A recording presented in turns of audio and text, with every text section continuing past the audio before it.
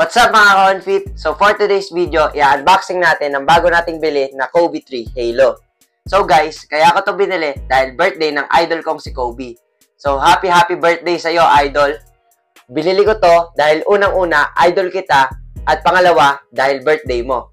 So guys, excited na akong i-unbox to. So mga ka-onfit, samahan nyo na akong i-unbox to ngayon.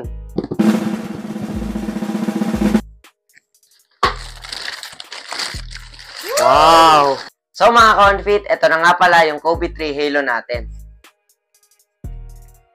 So yan mga ka-onfit, kitang-kita naman, napakaangas niya talaga. Ganda.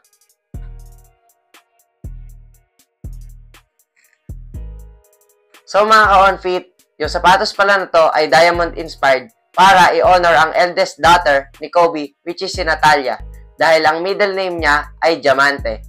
So, makikita siya dito sa gilid na puro diamond shape.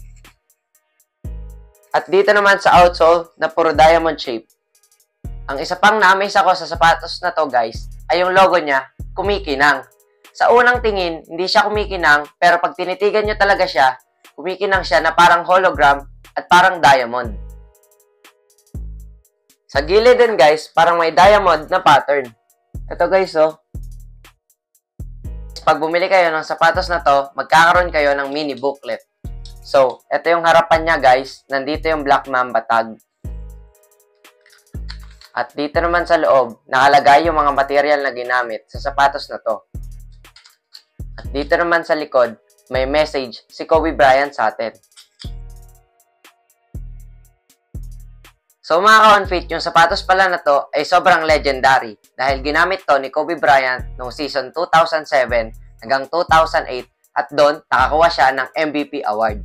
So mga ka-onfit, ang maganda pa sa sapatos na to ay ang ginamit sa uppers ay mesh. So sigurado ako na maayos ang airflow ng sapatos na to. At ang uppers din nito ay inspired sa basketball net kaya ang angas niyang tignan mga ka-onfit.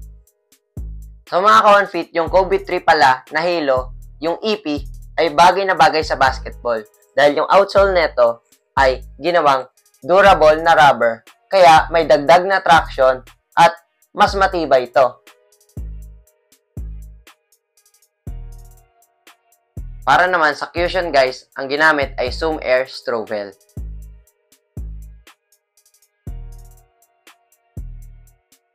So mga ka-onfit, ang gusto ko pa dito ay pag binaliktad mo siya, mukha siyang ahas.